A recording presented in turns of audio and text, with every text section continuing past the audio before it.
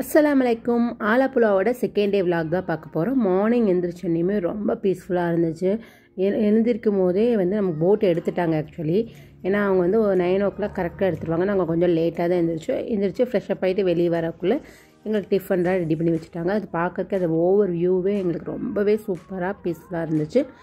டிஃபனில் என்னெல்லாம் இருக்குதுன்னு பார்த்தீங்கன்னா, எக் ஆம்லெட், இட்லி, சாம்பார், சட்னி, அப்புறம் டோஸ்ட் பண்ணி வச்சுருந்தாங்க. இது ப்ரெட் டோஸ்ட் பண்ணி வச்சுருந்தாங்க. அங்கே பட்டர் ஜாமு எல்லாமே வச்சுருந்தாங்க. நாங்கள் இட்லி எல்லாம் சாப்பிட்டுட்டு குழந்தைங்க பட்டர் ஜாம் கேட்டாங்கன்னு சொல்லி அவங்களுக்கு ரெடி பண்ணி கொடுத்துட்டு, அதுக்கப்புறம் பைனாப்பிள் இருந்துச்சு இல்லையா, அதை போட் ஷேப்லேயே பைனாப்பிள் கட் பண்ணி செம டேஸ்ட்டாக உப்பு மிளகாலாம் போட்டு ரெடி பண்ணி வச்சுருந்தாங்க. செம்ம டேஸ்ட்டாக இருந்துச்சு. அப்புறம் காஃபி டீ எல்லாம் ரெடி பண்ணி தந்தாங்க. அதெல்லாம் குடிச்சிட்டு நாங்களும் கிளம்பிட்டோம். அது நாங்கள் முந்தின நாளே ஒரு ஆட்டோவில் போனாலே அவங்க நம்பர் வாங்கி வச்சுட்டோம். ஸோ அவங்க என்ன சொன்னாங்கன்னா, நம்ம நெக்ஸ்ட் டே ஆலப்புழாவில் இருக்கிற பிளான் தான். ஸோ நம்ம ஆலப்புழா மற்ற இடம்லாம் சுற்றி பார்க்கலாம். எப்போவுமே ஆலப்புழா போனோம்னா நம்ம அந்த போட் ஹவுஸ் மட்டும் போயிட்டு வந்துடுது. ஸோ நாங்கள் ஆலப்புழாவில் மற்ற பிளேஸ் சுற்றி பார்க்கலாம்னு சொல்லி நாங்கள் ஃபஸ்ட்டு போனது ஒரு தீவு மாதிரி. அங்கே அதுக்கு போகிறதுக்கு நம்ம ஃபஸ்ட்டு போட்டில் தான் போகணும். இது கொஞ்சம் எக்ஸ்பென்சிவ் தான். அதாவது நம்ம 2 பேர் இருந்தாலும் இந்த ஃபுல் போட் காசு கொடுக்கணும், 4 பேர் இருந்தாலும் ஃபுல் போட் காசு கொடுக்கணும். போட்டுக்கே நமக்கு 1500. அதாவது இதுங்கிறது ஒரு 2 minutes தான் நமக்கு அந்த ஒரு 2 minutesல ஒரு 5 minutes 5 to 10 minutes தான் நமக்கு நம்மளோட ட்ராவலே. ஸோ ஆனால் அதுக்கு நமக்கு 1500 கொஞ்சம் எக்ஸ்பென்சிவ் தான். பட் நம்ம 6 பேர் அந்த மாதிரிலாம் போனோம்னா நமக்கு அது ஒரு கன்வின்சிங்காக தான் இருக்கும். அதுக்குள்ளே போனோன்னே நமக்கு என்ட்ரி டிக்கெட் ரொம்ப கம்மி தான். ஒரு ஆளுக்கு 10 rupees தான். சும்மா ஒரு பெரியவர் உட்காந்து டிக்கெட் வாங்கிட்டு இருந்தார். அது தீவு மாதிரி தான் இருக்கும். பட் யாருமே அவ்வளோக்கு இல்லை. ரொம்பவே பீஸ்ஃபுல்லாக கொஞ்சம் தனியாக டைம் ஸ்பெண்ட் பண்ணணும் அந்த மாதிரி இருந்தாலும், குழந்தைகளை கொத்தி கொஞ்சம் பீஸ்ஃபுல்லாக வரணும் மாதிரி இருந்தாலும் நம்ம இங்கே வந்துக்கலாம். அப்புறம் அப்படியே உள்ளே போனோன்னே அங்கே போட் ஹவுஸ் அதாவது ட்ரீலேயே ஹவுஸு அந்த மாதிரிலாம் இருந்துச்சு. அப்புறம் உள்ள பார்க்கு அந்த மாதிரிலாம் இருந்துச்சு. அதெல்லாம் நாங்கள் கொஞ்சம் நேரம் சுற்றி பார்த்துட்டு இருந்தோம். ரொம்பவே சூப்பராக இருந்துச்சு. இடம் பிளேஸ் எல்லாமே சூப்பராக இருந்துச்சு. நாங்கள் அப்படியே அது ஒரு 1 kilometer 1.5 kilometer பக்கம் நடக்கணும். இந்த மாதிரி நடந்து போய் அங்கே எல்லாம் பார்த்துட்டு அதெல்லாம் என்ஜாய் பண்ணிகிட்டு இருந்தோம். ஃபோட்டோஸ் எல்லாம் நிறைய எடுத்தோம்.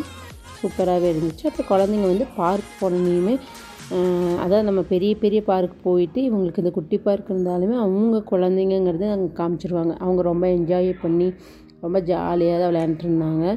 அவங்க சூப்பராக விளையாண்டுருந்தாங்க. நாங்களும் அதை பார்த்துட்டு குழந்தைங்கள விளையாட வச்சுட்டு தான் இருந்தோம். செம்ம சூப்பராக இருந்துச்சு. கேரளாவோட கிளைமேட் சொல்லவே முடியாதுன்னு சொல்லுவாங்க. அந்த மாதிரி தான் இருந்துச்சு. போகும்போது வெயில் மாதிரி, அதாவது வெயில் அடிக்கலை, பட் கொஞ்சம் வெயில் மாதிரி தான் இருந்துச்சு. ஆனால் ரிட்டர்ன் வரும்போது செம்ம மழை.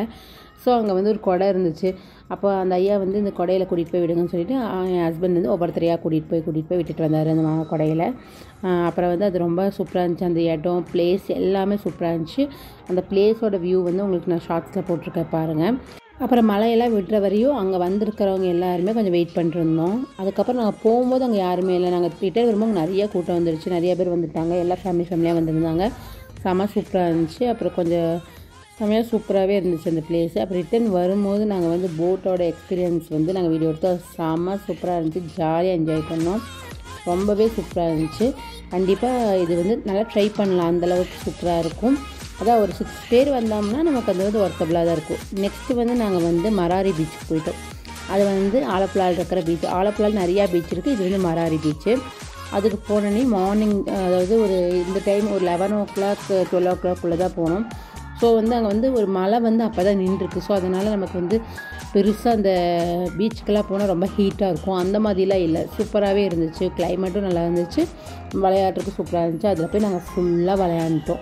அப்போ தான் நாங்கள் ஃப்ரெஷ்அப் ஆகி வந்திருந்தோம். ஆனால் அந்த பீச்சுக்கு போகும்போது நாங்கள் பிளான் பண்ணது விளையாட வேண்டாம், குளிக்க வேணாம் அப்படின்னு தான் பிளான் பண்ணோம். ஆனால் போனதுக்கப்புறம் பீச்சு பார்த்தா விளையாடாமல் இருக்க முடியுமா, அந்த மாதிரி ஃபுல்லாக எல்லோரும் விளையாண்டு செம்ம என்ஜாய் பண்ணோம். அவங்க விளையாண்டு முடிக்கிறதுக்குள்ளே போய் நான் ஸ்நாக்ஸ் வாங்கிட்டு வந்துட்டேன். மாங்காய் அதெல்லாம் உட்காந்து சாப்பிட்டு நாங்கள் ரெடியாகி கிளம்பிட்டோம். ஃபஸ்ட்டு போய் அங்கேயே பக்கத்துலேயே வாஷ்ரூம்லாம் இருந்துச்சு. அங்கே அமௌண்ட் பே பண்ணால் நம்ம குளிச்சுக்கலாம். ஸோ குளிக்க வச்சுட்டு அவங்க குழந்தைங்களாம் குளிக்க வச்சுட்டு நம்மளும் ட்ரெஸ் எல்லாம் சேஞ்ச் பண்ணிவிட்டு அப்புறம் போய் பார்த்தா நமக்கு நிறைய உப்பில் போட்டு எல்லாமே வச்சுருந்தாங்க.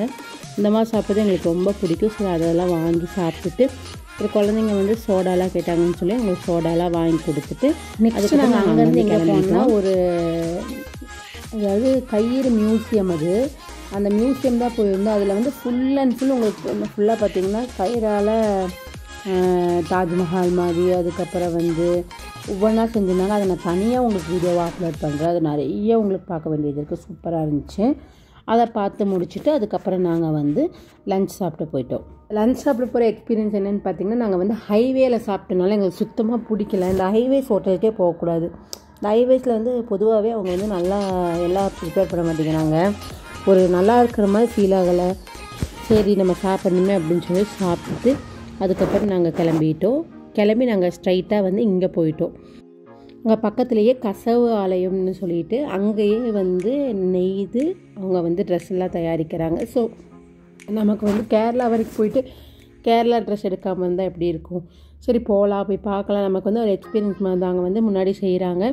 உள்ளே வந்து ஃபுல்லாக ஃபேக்ட்ரிஸ் இருக்குது. அதுக்கப்புறம் இது வந்து அதெல்லாம் ரெடி பண்ணி விற்கிற ஒரு பெரிய ஷோரூமாக இருந்துச்சு. அங்கே எல்லா வகையான செட்டு சாரின்னு சொல்லுவாங்க இல்லையா, அதாவது நமக்கு ஓணம் சாரீஸு, ஓணம் சுடிதார்ஸ் எல்லாமே இருந்துச்சு.